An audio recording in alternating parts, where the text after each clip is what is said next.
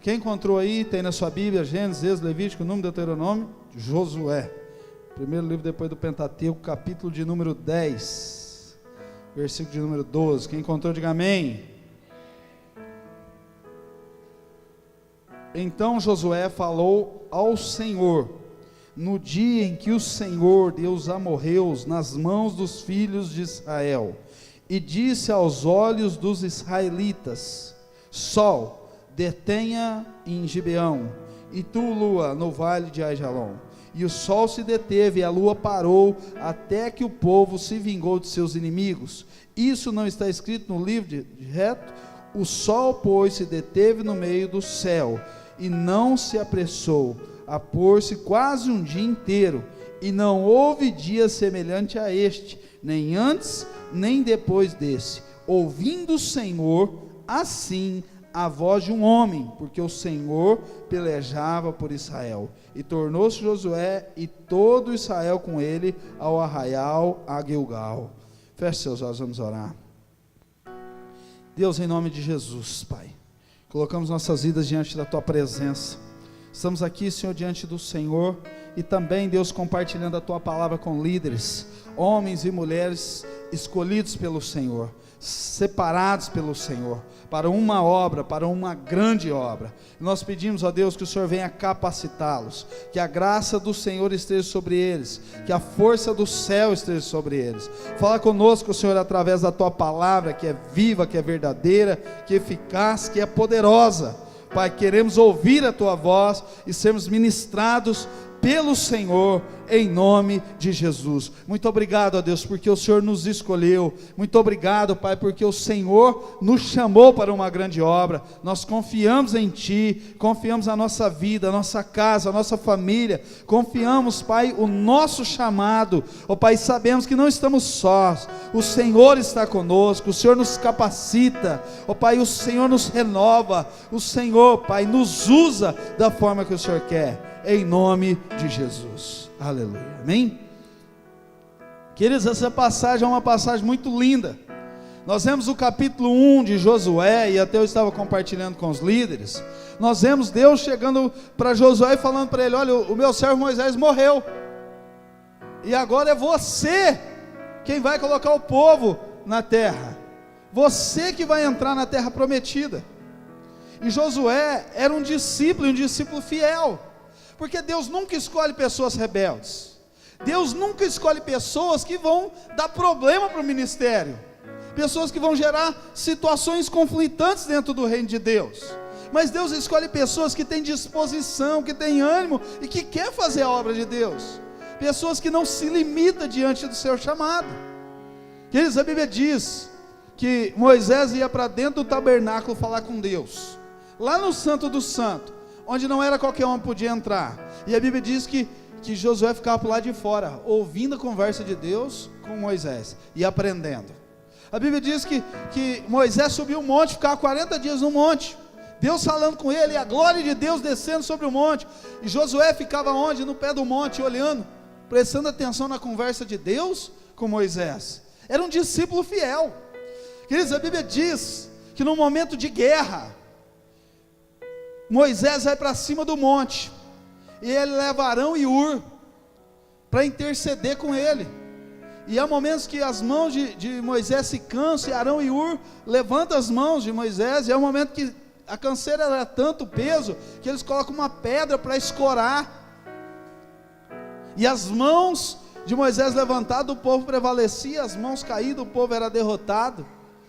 E aí, quando Moisés faz essa reunião com a sua liderança, ele fala assim: olha, líderes, nós vamos ter uma grande guerra, e eu vou para o monte orar.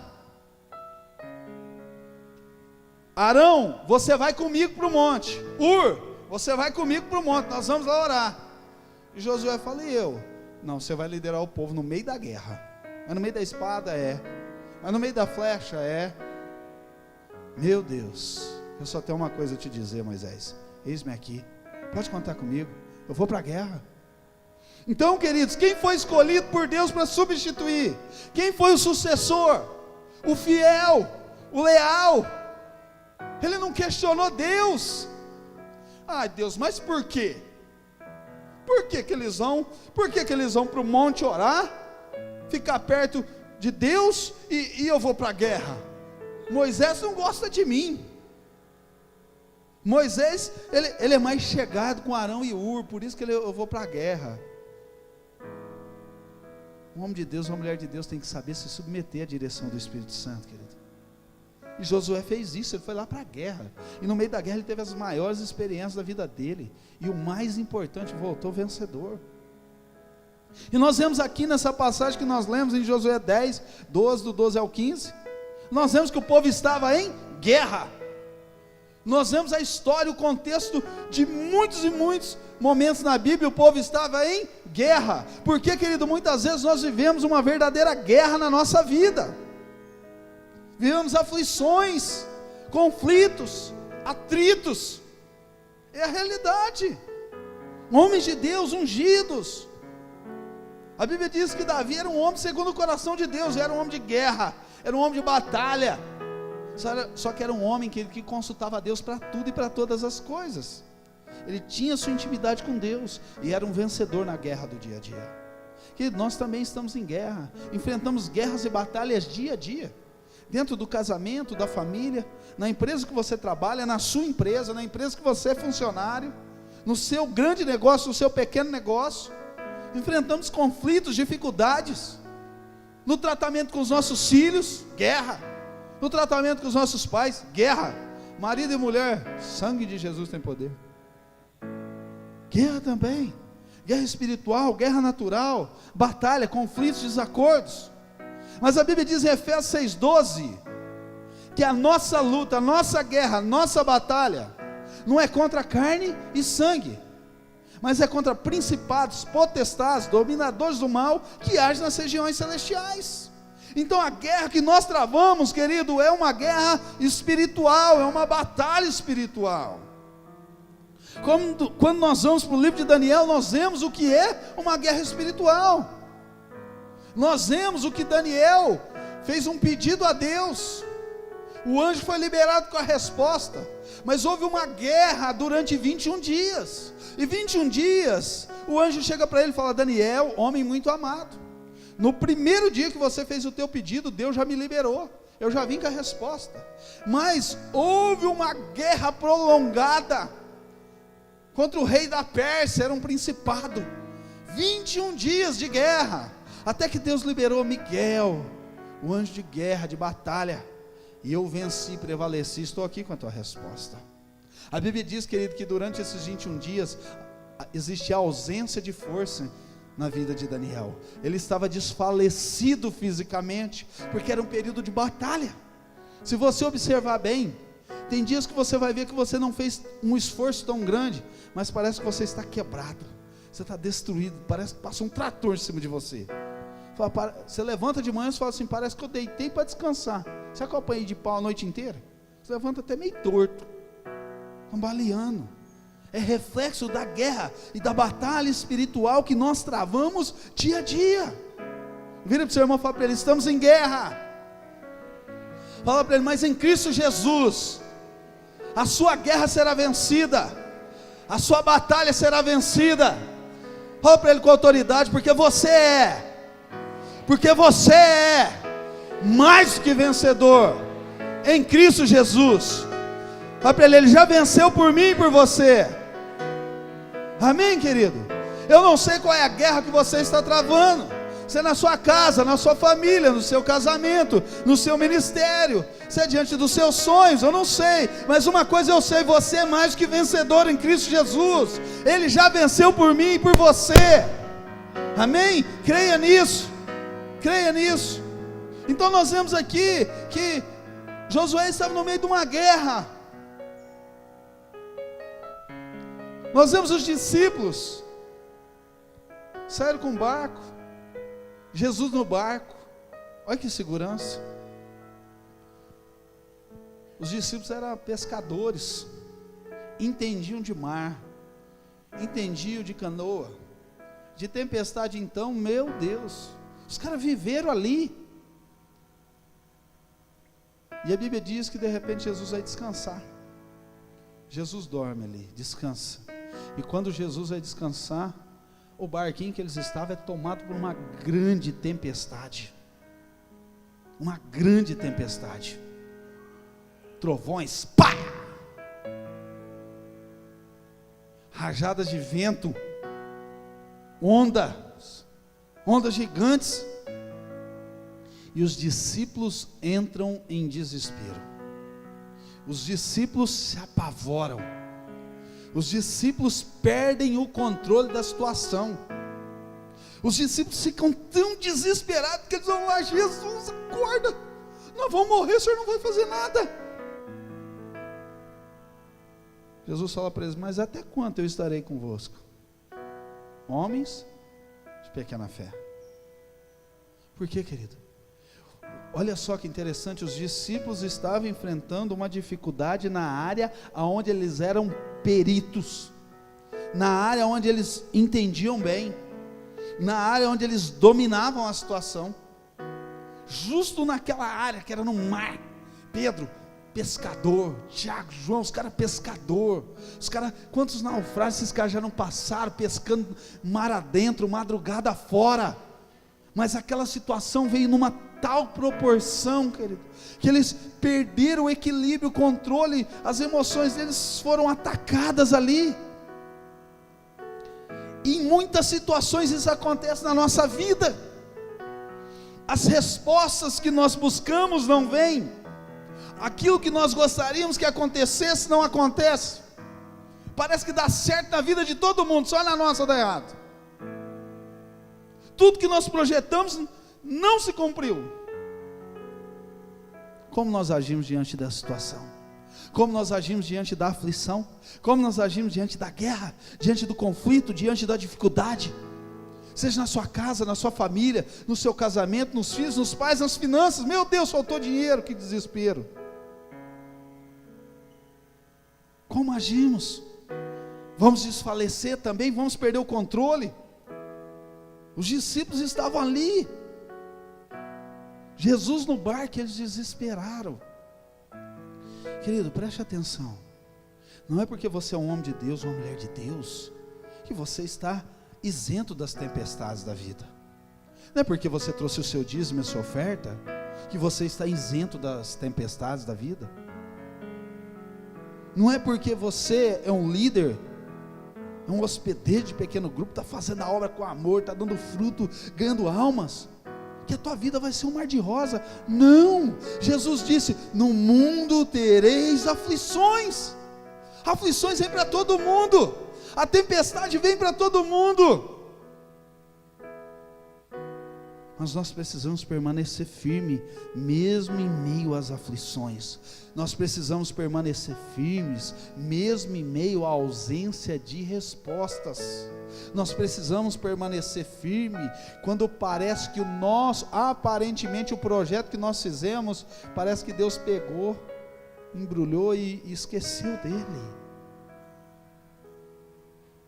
Os discípulos enfrentaram dificuldade nas áreas onde eles mais conheciam. Ninguém está livre das aflições. Vira para a pessoa que está do seu lado e fala para ele: você não está livre das aflições.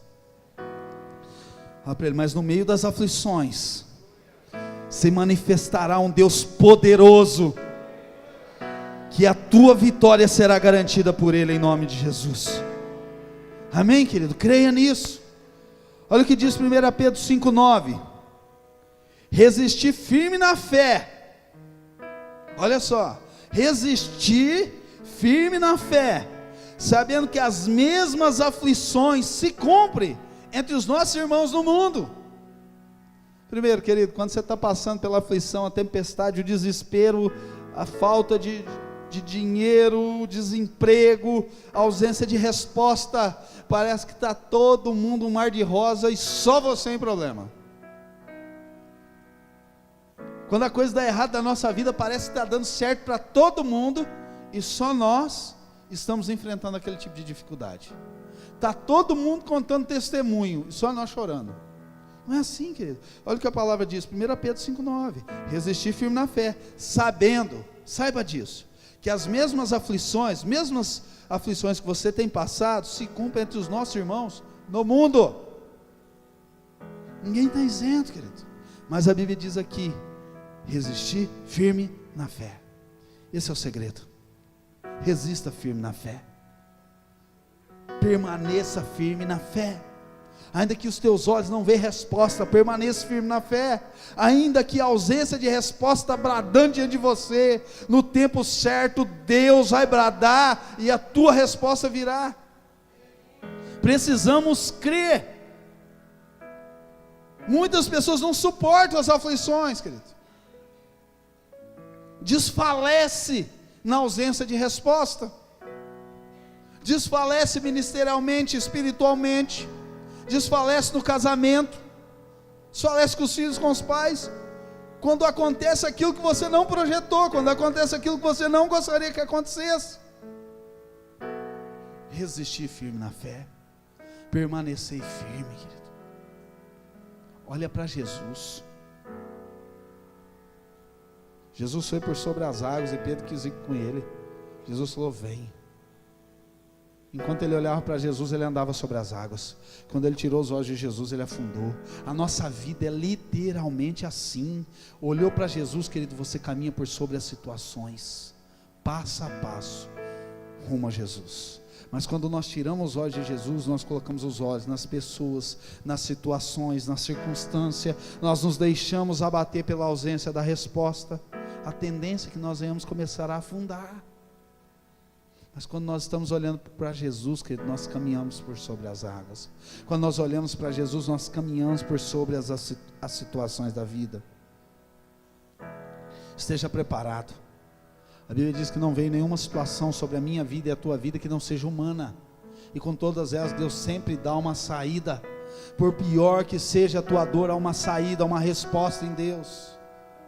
Por pior que seja a circunstância da tua casa, há uma resposta em Deus. E a hora que você menos esperar, Deus vai trazer as respostas. Precisamos ser maduros na fé e permanecermos firmes. Amém, querido? Confiando em Deus. A Bíblia diz: os que confiam no Senhor são como os montes de Sião que não se abalam, mas permanecem para sempre. Como estão os montes à volta de Jerusalém, assim o Senhor ao derredor daqueles que o amam e o temem. Confie em Deus de todo o teu coração, e você vai permanecer de uma forma com uma fé inabalável. Inabalável.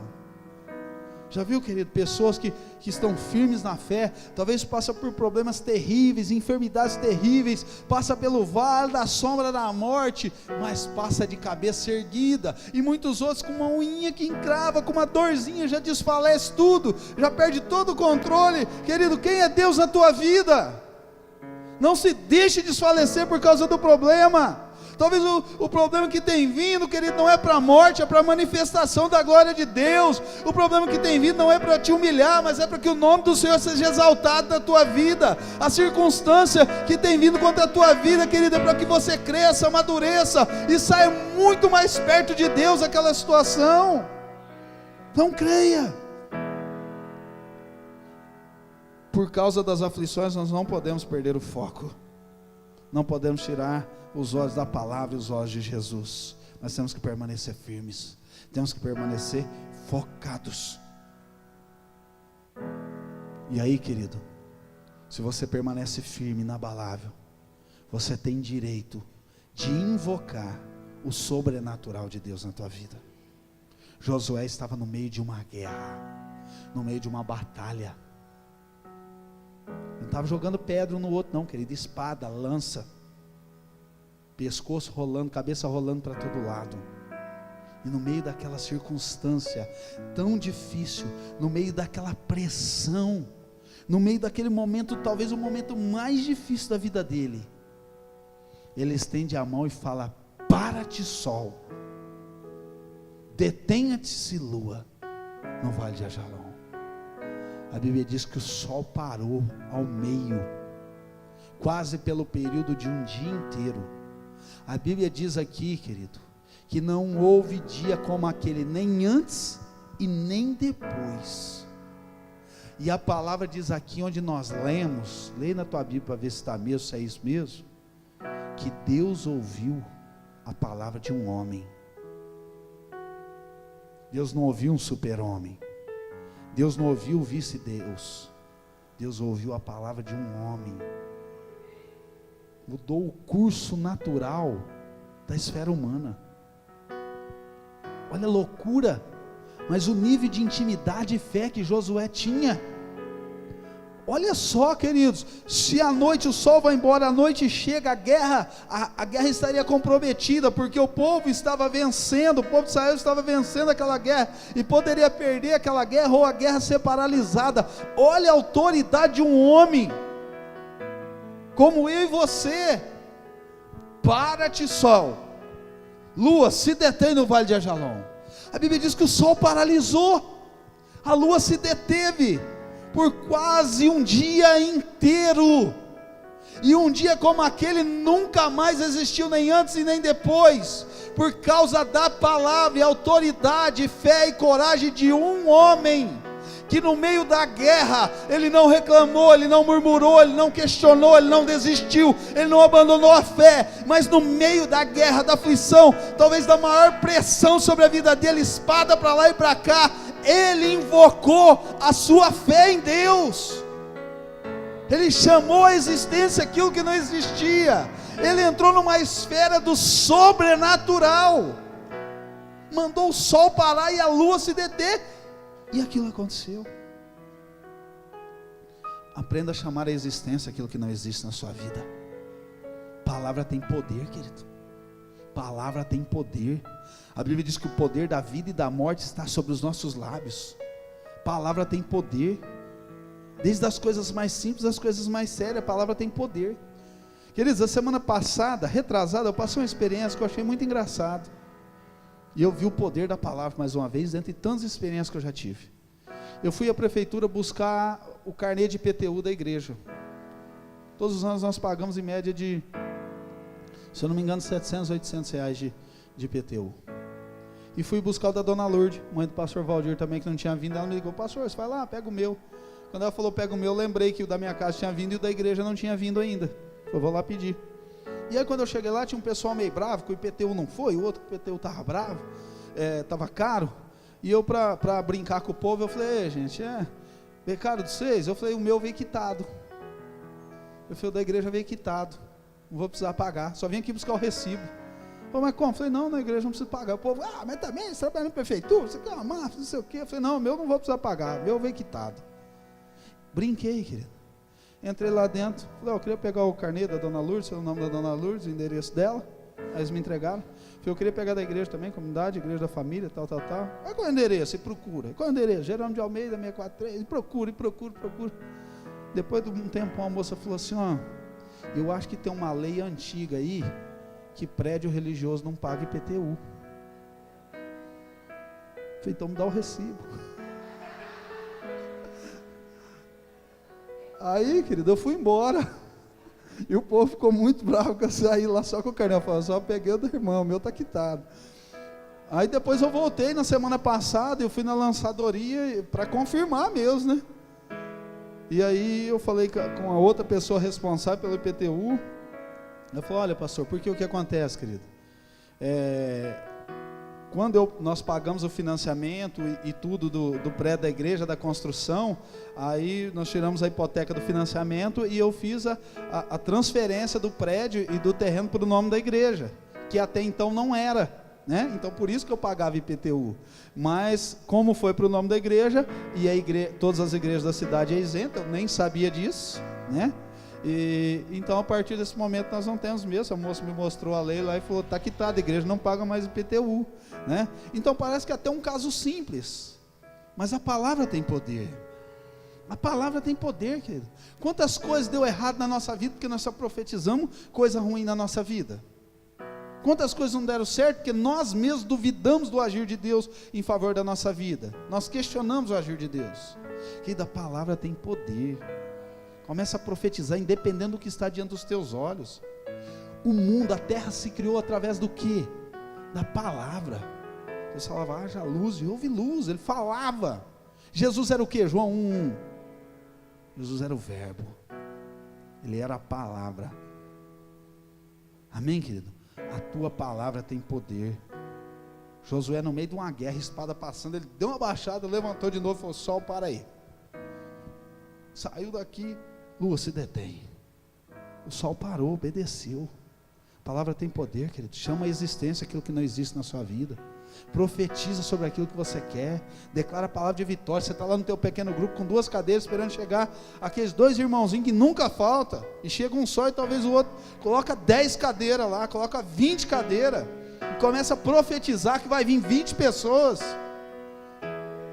E quantos pastores hoje que tem igreja enormes, em capitais. O próprio pastor Eibe, eu vi o testemunho dele, quando ele foi pastorear a primeira igreja, na inauguração da igreja, ele, a esposa e os filhos. E a esposa e os filhos sentados no primeiro banco, e o resto da igreja inteira vazia. Ele pegou o microfone: eu gostaria de saudar com a paz do Senhor essa multidão de pessoas. Foi claro que ele falou assim, a mulher, os filhos, olhou todo mundo para trás, falou: será que chegou e a gente não viu?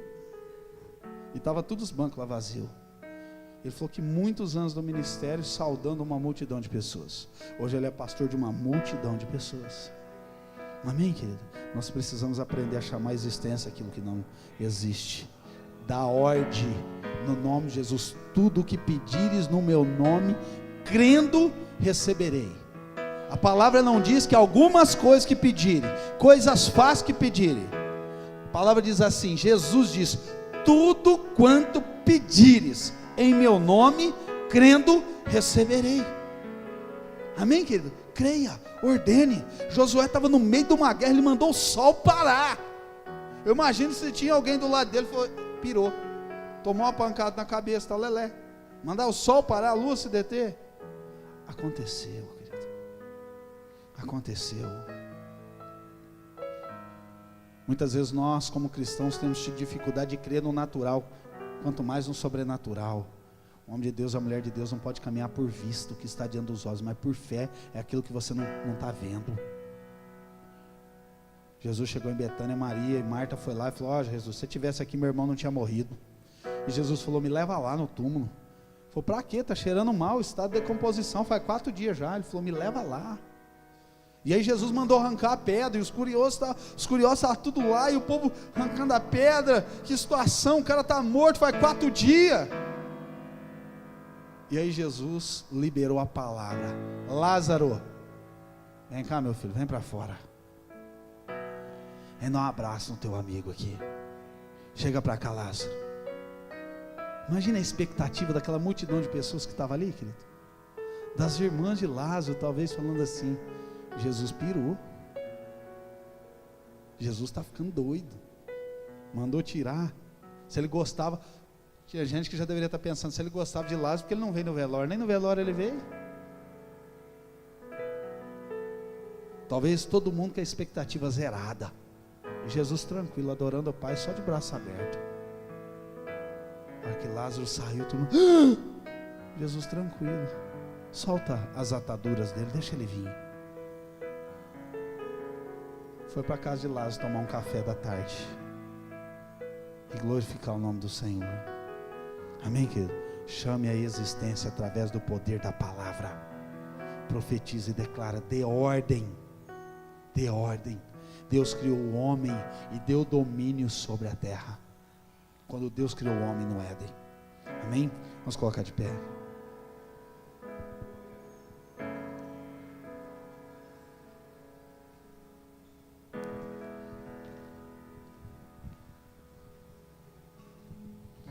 Feche os seus olhos, querido.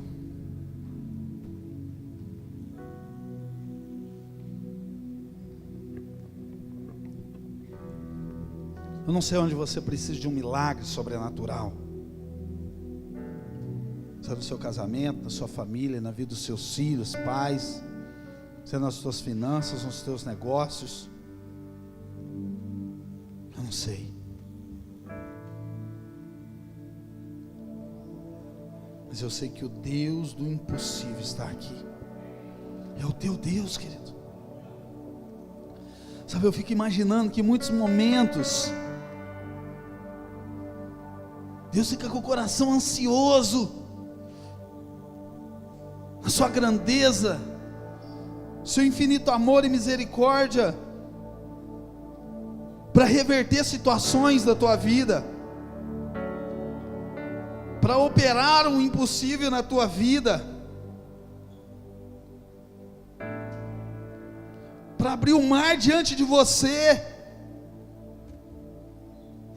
para te levar para andar por sobre as águas, ansioso para você ter fé, estender as mãos, mandar o sol parar, a lua se deter,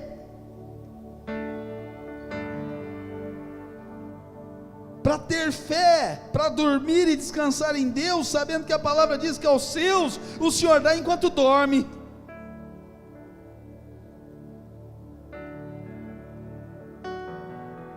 Talvez você tenha caminhado tanto no palpável e no natural. Deus quer te tirar dessa dimensão, querido. Deus quer te colocar na dimensão do sobrenatural. Deus quer te colocar na dimensão do impossível, porque é na dimensão do impossível que o milagre é operado e o impossível se torna possível.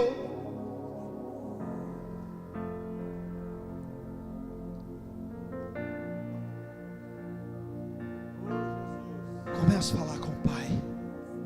Comece a profetizar agora, querido. Abra os seus lábios, dê ordem. Deus leva o profeta diante do vale de ossos secos. Ele pergunta para o profeta: poderão reviver esses ossos secos, sequíssimos? E o Senhor fala para o profeta: profetiza. Ah, querido, talvez o teu casamento está um vale de ossos secos. Talvez o teu ministério está um vale de ossos secos. Talvez as tuas finanças estão um vale de ossos secos.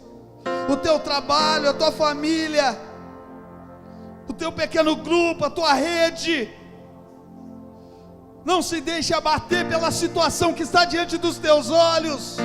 Não se deixe abater pela ausência de respostas que você gostaria no teu tempo e na tua hora. O tempo é de Deus. Profetiza, vai acontecer milagre. Vai acontecer milagre. Profetize e vai romper nas regiões celestiais. Enquanto nós adoramos ao Senhor, querido, é tempo de você entrar numa esfera do sobrenatural. É tempo de você entrar em guerra pelo aquilo que você quer.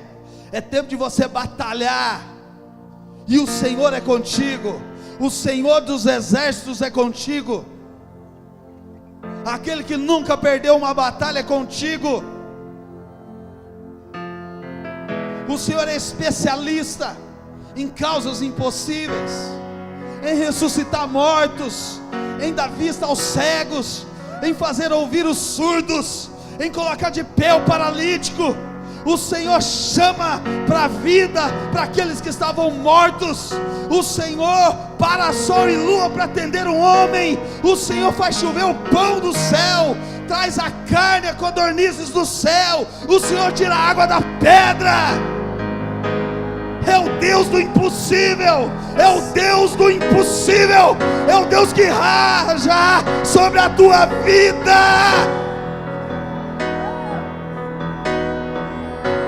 Com poder e glória.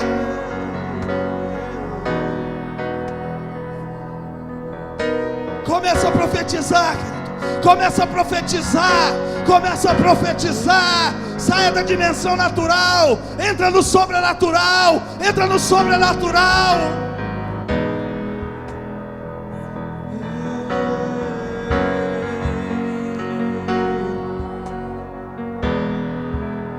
Espírito Santo, eu não sei viver. Chama a existência o milagre na tua casa.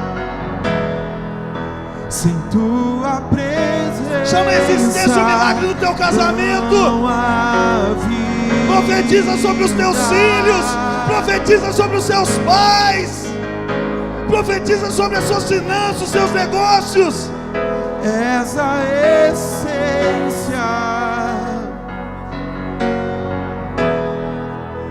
Envolva-me.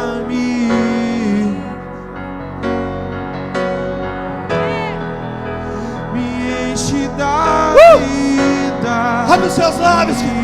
Comece a profetizar. Comece a profetizar com autoridade, com autoridade. Chame a existência aquilo que não existe. Espírito Santo,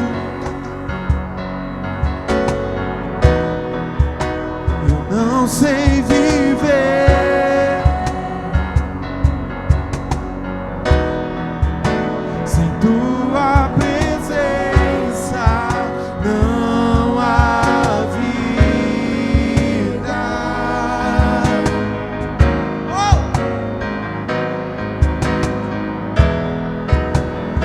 És a essência,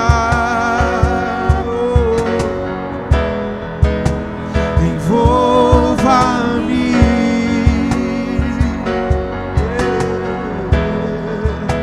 me enche da vida, me ensina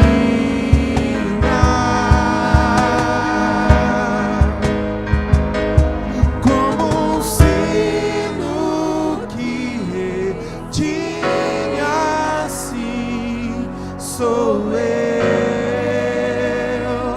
Sem teu amor, como o mar sem ondas, assim sou eu. Sem ti. Profetiza, querido, a tua família, você e a tua família, você e a tua casa servirão ao Senhor. Rio furioso, Profetiza sobre o seu pequeno grupo. Haverá uma multidão de discípulos te seguindo, seguindo Jesus na tua vida.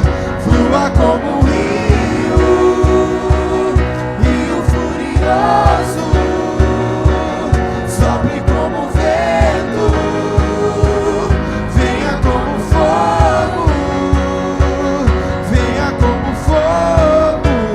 Levante as suas mãos e adore ao Senhor. Adore, adore, adore, adore. Venha como fogo,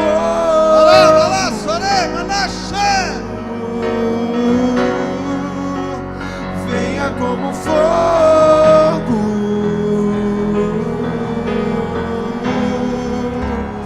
venha como fogo, venha como fogo,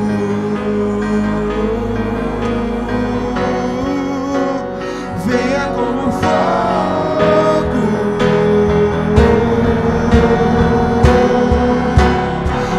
venha como fogo, venha como fogo,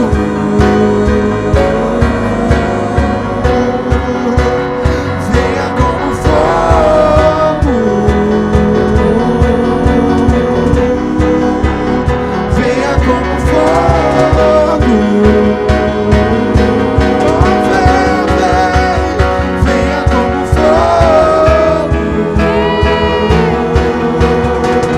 venha como fogo,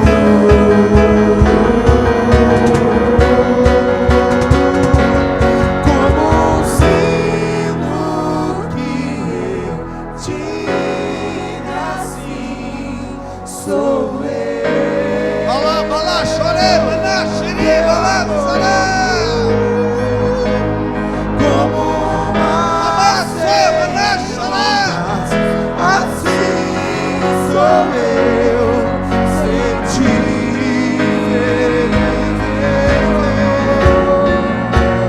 Flua como um rio, rio furioso,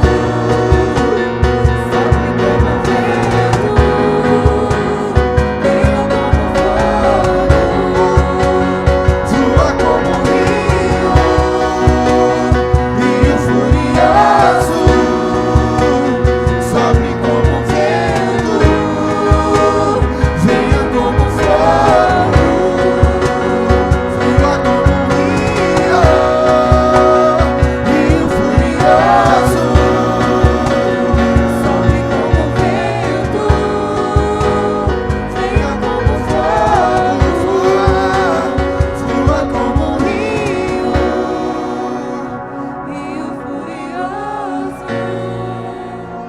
sopre como vento,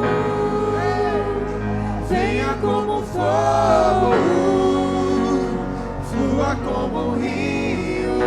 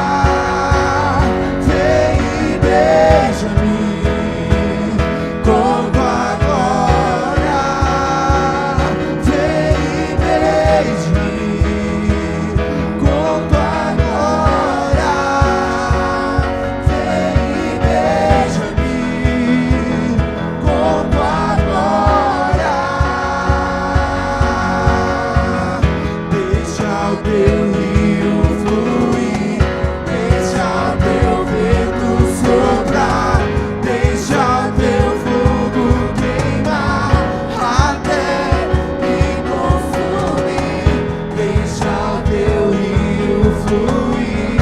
Deixa o teu vento soprar, deixa o teu fogo queimar, até me consumir, até me consumir.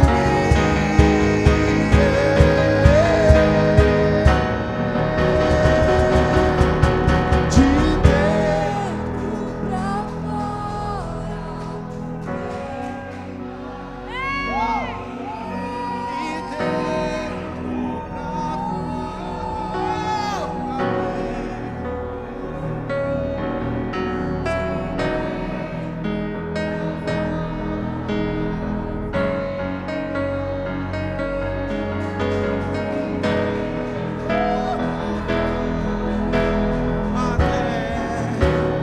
até me consumir, de dentro pra fora, vem queimar em mim, de dentro pra fora, até me consumir, de dentro pra fora, vem queimar em mim, de dentro pra fora,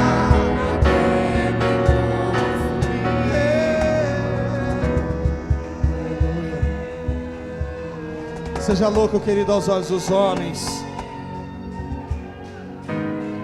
Quem se relaciona com Deus não vive o natural. E as pessoas não vão conseguir entender. Só entende quem está no mesmo espírito.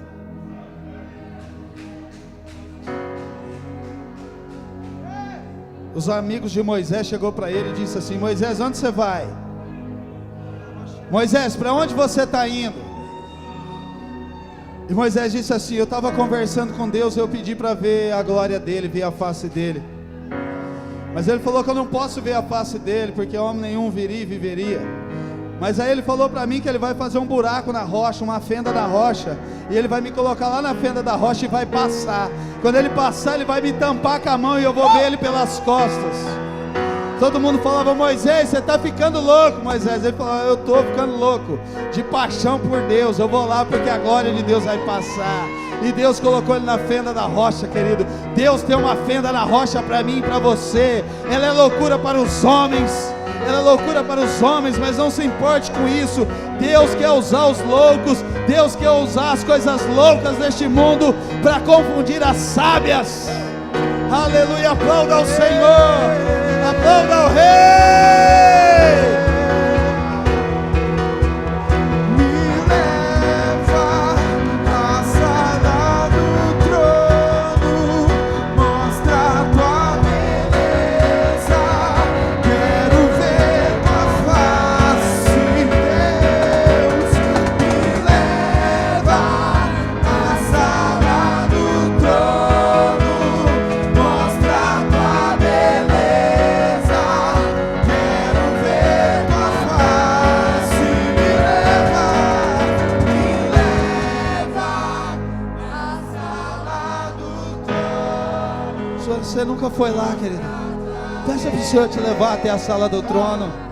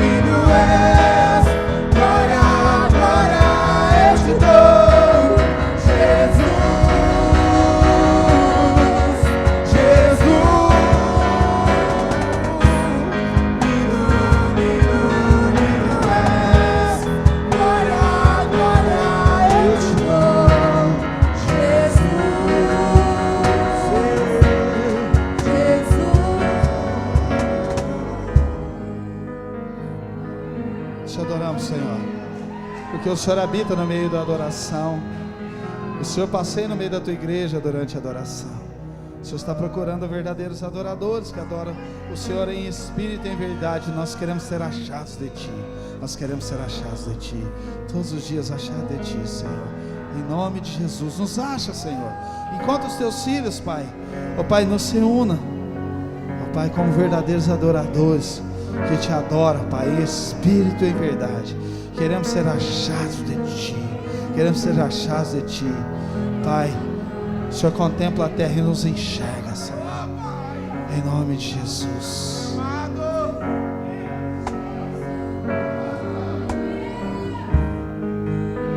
Só as vozes, declare isso.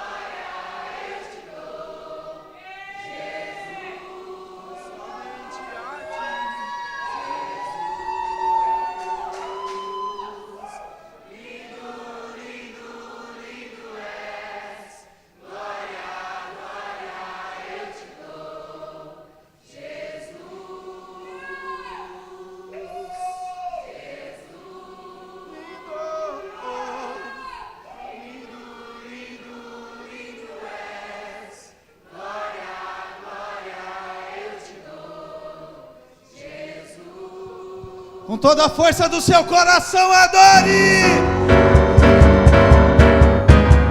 Lindo, lindo, lindo és, glória, glória eu te dou, Jesus,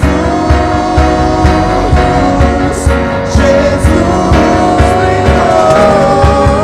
lindo, lindo, lindo és, glória, glória eu te dou,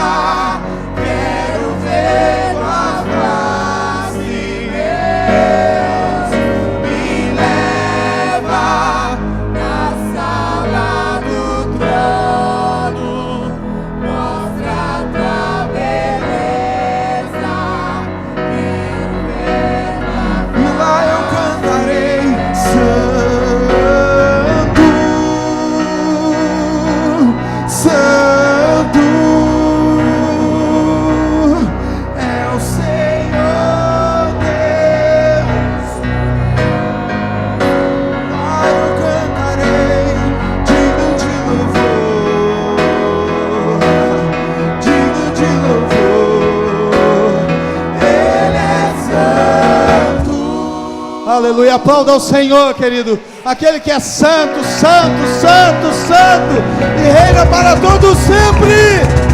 Aleluia.